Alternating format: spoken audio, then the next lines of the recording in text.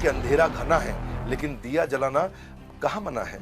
दो प्रकार के लोग होते हैं, एक जिनका बड़ा गोल है और एक जिनका जीवन गोल गोल है। 100 जगह 1 फुट गड्ढा खोदने से पानी थोड़ी मिलता है, एक सही जगह पे 100 फुट गड्ढा खोदेंगे तो पानी मिलेगा। आपके पास कुछ भी नहीं है पर सब कुछ जुटाने की क्षमता है। हर नेगेटिव इंसिडेंट में एक पॉजिटिव इंटेंट छुपा हुआ है। मैं इतनी दूर आया हूं यहाँ रहने के लिए नहीं और आगे जाने के लिए। पड़े हो किस चक्कर में, कोई नहीं है टक्कर में। माना है कि अंधेरा घना है लेकिन दिया जलाना कहाँ मना है। हमारे साथ हैं आज one of the world's greatest influencer, motivational speaker, business coach, founder and CEO of Bada business, doctor Vivek Bindra. Doctor Vivek Bindra, आपका बहुत बहुत स्वागत है हमारे चैनल पे। मैं हूं आपके साथ रिमझिम जेठानी। सबसे पहला मेरा सवाल यही है कि आपने अपने प्रीवियस इंटरव्यूज में ये कहा है कि कैसे श्रीमद् भगवत गीता ने आपकी लाइफ चेंज कर दी। इनफैक्ट आपने काफी साल वृंदावन में भी बिताए हैं। वृंदावन और जो गुरुकुल का समय था वो 2005 जून से 2008 जून तक 3 साल रहा। ये तब था जब मैंने अपनी एमबीए कंप्लीट करी, जून में मैं पास आउट हुआ और उसके बाद 3 साल के लिए मैं गुरुकुल में रहने के लिए, ब्रह्मचर्य आश्रम में शास्त्रों को पढ़ने के लिए, स्क्रिप्चर्स को स्टडी करने के लिए, उस डेप्थ को अपने इंटेलिजेंस के, अपने माइंड के और वास्तव में अपने यानी कि सोल की डेप्थ को समझने के लिए, उस नॉलेज को ग्रैब करने के लिए, उसी ने मेरा जीवन परिवर्तित किया। तो भगवत गीता जो है बहुत ही गहरा ग्रंथ है। वहाँ पे ना जो है कृष्ण के माइंडसेट का एक्सेस मिलता है। हम ये क्यों कोट्स पढ़ते हैं इलॉन मस्क के, हम क्यों पढ़ते हैं कुछ और बड़े बड़े एंटरप्रेन्योर्स हैं दुनिया भर में जिनको हम पढ़ते हैं, सुनना चाहते हैं, क्योंकि हम देखना चाहते हैं वो कैसा सोचते हैं, वो कैसा कठिन परिस्थिति में उनकी क्या विचारधारा, उनकी फ़िलॉसफ़ी क्या है। वो फ़िलॉसफ़ी, वो विचारधारा मुझे कृष्ण की जाननी थी, जिन्होंने भगवत गीता को स्टीयर किया, अर्जुन के साथ में हम सबको वो ज्ञान दिया। तो शुरुआत वहीं से हुई थी। कुछ ही सालों के अंदर मैंने सारे शास्त्र पढ़े और फिर उसके बाद मुझे सेवा दिया गया कि मुझे उन पर कुछ कथा प्रवचन भी करना है। और आई थिंक उसी का कहीं ना कहीं एक वो इंडिकेट कर रहा है, आज वो नज़र आ रहा है, वो रिफ्लेक्ट कर रहा है मेरे इस बिजनेस के अंदर भी। तो मेरा दूसरा सवाल ये है कि काफी लोग अपना बिजनेस खोलना चाहते हैं। यंग पीपल वांट कि हम बड़े होके बिजनेसमैन बने, but they end up doing jobs. तो what do you think is the main reason behind this? देखिए, बिजनेस मॉडल और रेवेन्यू मॉडल को पहचानना बहुत जरूरी है और उससे पहले जो मन से हार जाते हैं उनके लिए मैं 3 बातें कहूंगा। The inability to control their mind and emotion, second inability to take tough decisions in tough situations, third मुझे लगता है वो फेलियर को सक्सेस में कन्वर्ट करने की वो क्षमता, वो करेज नहीं रखते। एक एंटरप्रेन्योर होने के नाते मैंने अपने बिजनेस में करोड़ों रुपए का नुकसान भी देखा और करोड़ों रुपए का नफा भी देखा है।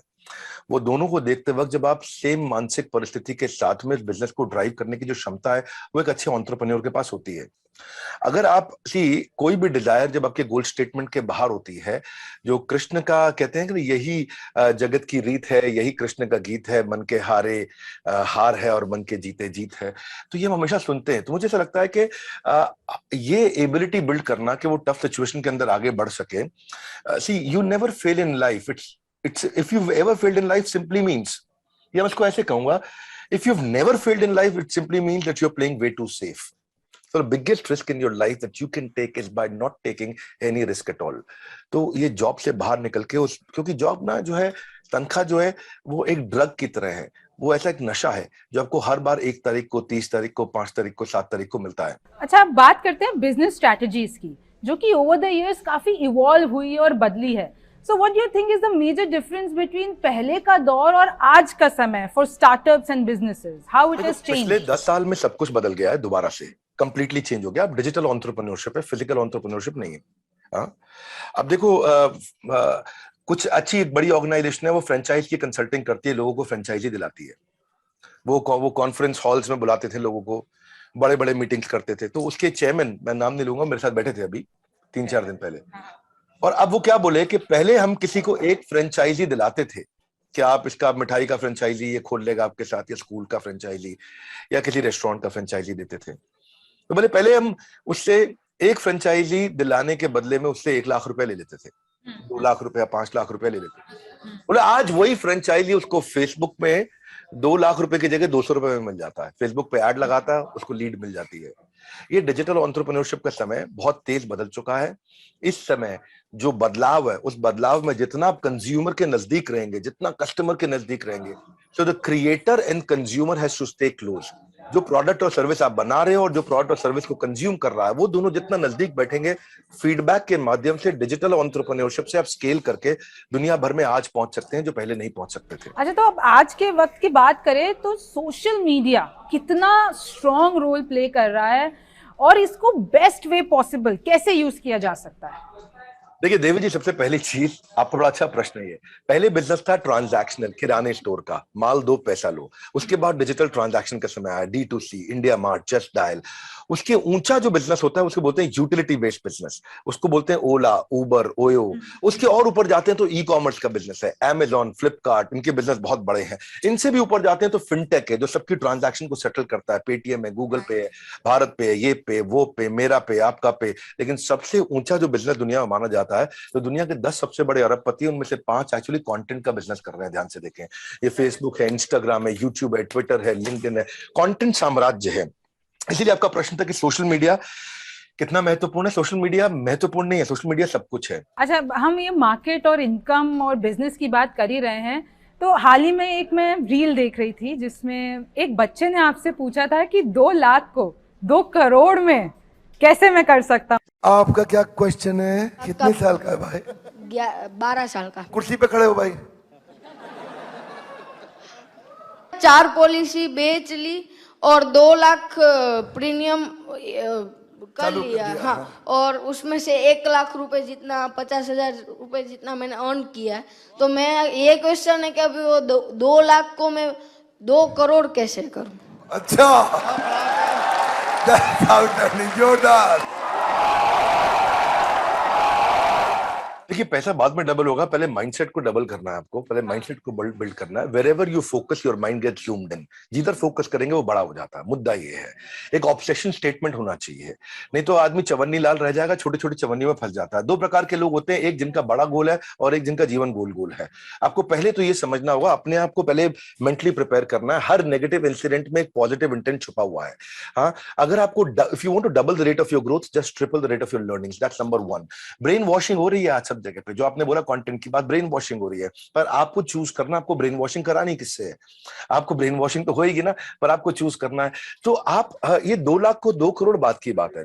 पैसा हमेशा लास्ट में आता है, पहले आता है प्रॉब्लम क्या सॉल्व कर रहे हैं, क्या प्रॉब्लम आपने उठाई है। इसलिए imagine how powerful you will become when you start finding out the greatness in your existing negative incidents. How good are you in finding the lessons of your negative emotions. वहां से निकलने की क्षमता, तो पहले पर्सनल इफेक्टिवनेस, फिर interpersonal आएगी, फिर कम्युनिटी और फिर ऑर्गेनाइजेशनल। तो आप लोग हमारे पास आते हैं, पहले पूछते हैं भाई प्रॉफिट कहां पे है? प्रॉफिट आउटकम है, प्रॉफिट गोल नहीं है। कस्टमर की प्रॉब्लम सॉल्व करना गोल होता है और उसी के अराउंड काम करना। मैसिव एक्शन प्लान्स वही लेने हैं, क्योंकि अगर आप वही करते रहे जो करते आ रहे थे, तो आपको वो भी नहीं मिलेगा जो मिलता आ रहा था। अब तो जमाना बहुत तेज बदल गया है। सो कोई दिक्कत नहीं है गलती करने में, no problem in committing a mistake, but problem is when you're repeating the same mistakes every time. अभी आपने हाल ही में एक ट्वीट किया था एलन मस्क का कोट कि इट इज, मैं वो पढ़ देती हूँ कि I think it is possible for ordinary people to choose to be extraordinary. तो मैं यही जानना चाहती हूँ, how to be extraordinary in everything you do.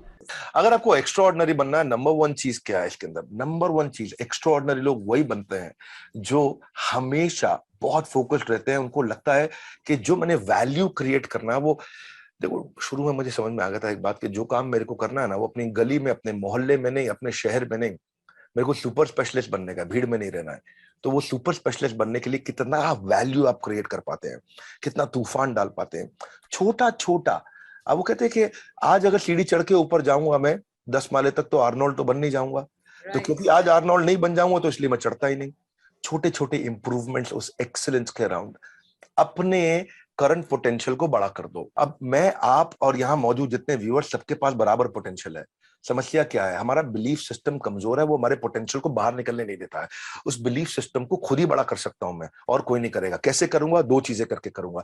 ऐसे लोगों के साथ उठूंगा बैठूंगा जिसका बिलीफ सिस्टम मजबूत है, और दूसरा, मैं परिस्थिति से प्रभावित नहीं होऊंगा, मनस्थिति को बिल्ड करूंगा। ये 2 चीजें हो गई कि मेरे साथ कुछ बुरा हो रहा है तो मेरी मनस्थिति कैसी है, परिस्थिति नहीं देखूंगा मैं कभी भी फोरग्राउंड नहीं देखूंगा, बैकग्राउंड देखूंगा, मैं कभी भी फ्रूट्स नहीं देखूंगा, मैं रूट देखूंगा। और दूसरा जो मैंने बताया, ऐसे लोगों के बीच में आपको भीड़ में फेंकना पड़ेगा अपने आप को जो एक्स्ट्राऑर्डिनरी है। एक्स्ट्राऑर्डिनरी की बात करें तो अभी 2020 में आपको पहला गिनीज रिकॉर्ड मिला था और इन 2 सालों में आपके पास 8 ऐसे टाइटल्स आ चुके हैं और उस टाइम पे कोविड क्राइसिस भी चल रहा था।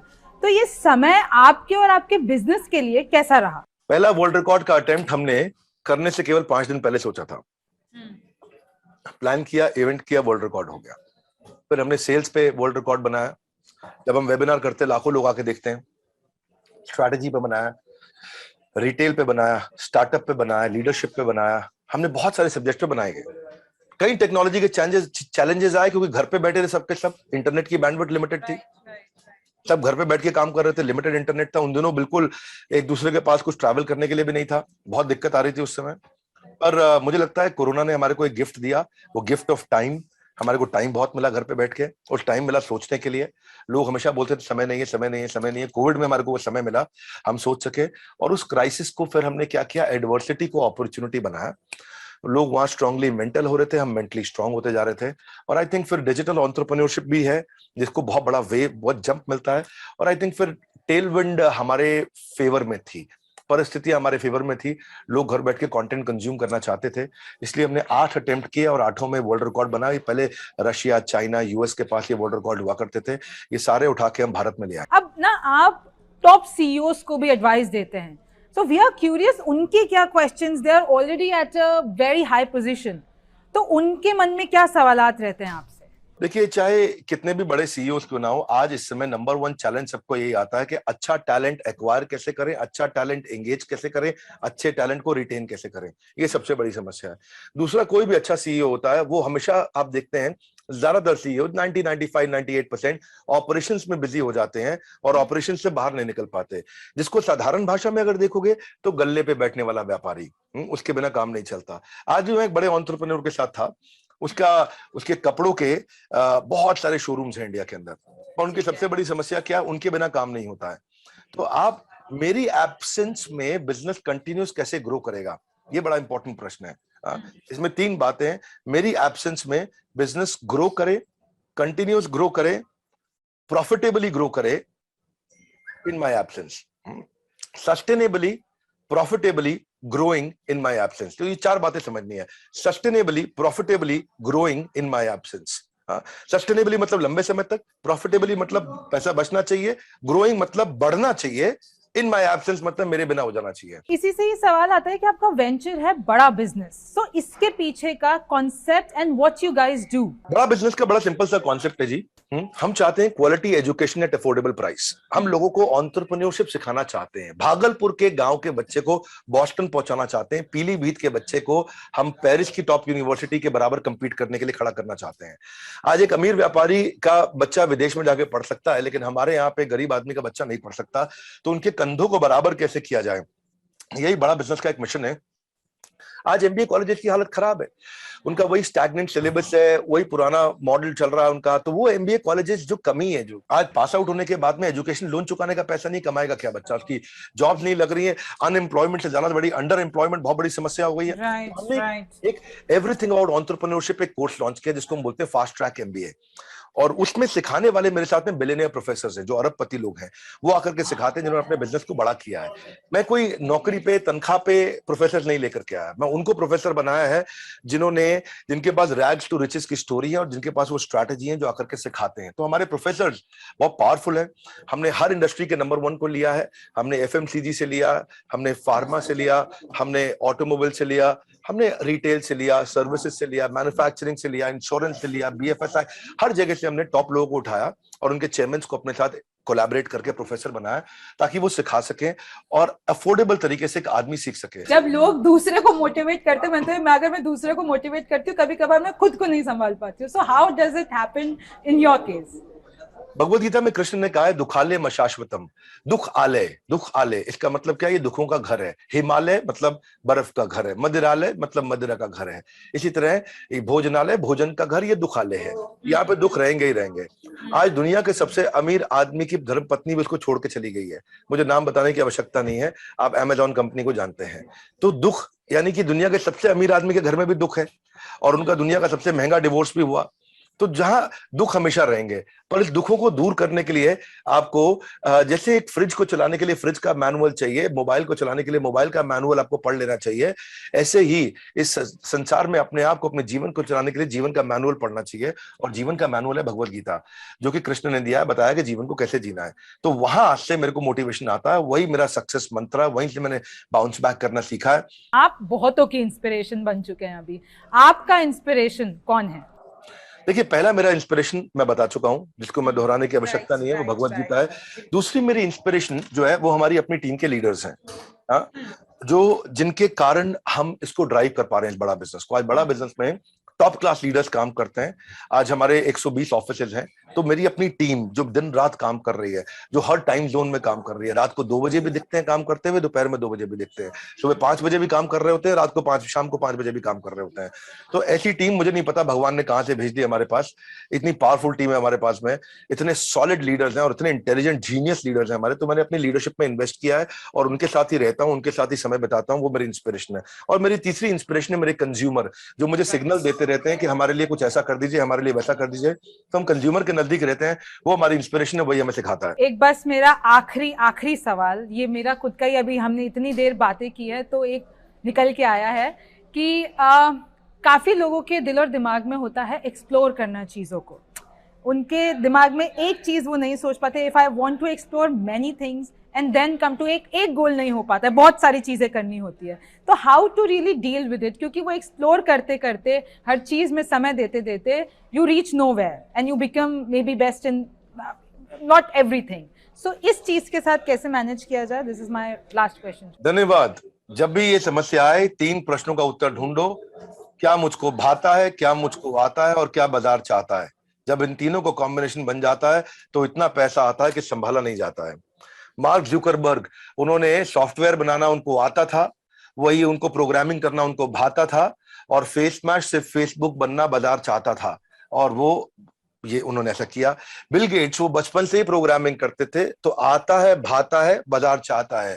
यहीं से Sanjeev Kapoor Indian celebrity chef बने, यहीं से कपिल शर्मा हमारे देश के सबसे पावरफुल पॉपुलर कॉमेडियन बने, यहीं से करसन भाई पटेल जो केमिकल्स का डिटर्जेंट बनाया करते थे बेच बेच के निरमा के मालिक बने, यहीं से दिलीप छाबड़िया ने बढ़िया बढ़िया गाड़ियां बनाई, यहीं से सब मैं और आप भी आगे निकलेंगे। 3 प्रश्नों का उत्तर, जो मुझको भाता है, जो मुझको आता है, जो बाजार चाहता है। जब इन 3 का कॉम्बिनेशन बन जाता है तो इतना पैसा आता है कि संभाला नहीं जाता। With that, thank you so much. और मैं हरे कृष्णा के साथ ये कॉन्वर्जेशन एंड करना चाहूँगी, because in fact I have also red the scriptures and I know कि उसके लिए मैंने खुद ने पढ़ने की कोशिश की थी, मेरे पास कोई गुरु नहीं था अभी तक, but I just hope in fact मैं भी उस तरीके से आगे बढ़ पाऊँ। So thank you so much doctor Bindra हमारे साथ जुड़ने के लिए। Thank you. Thanks Devi ji, thank you very much.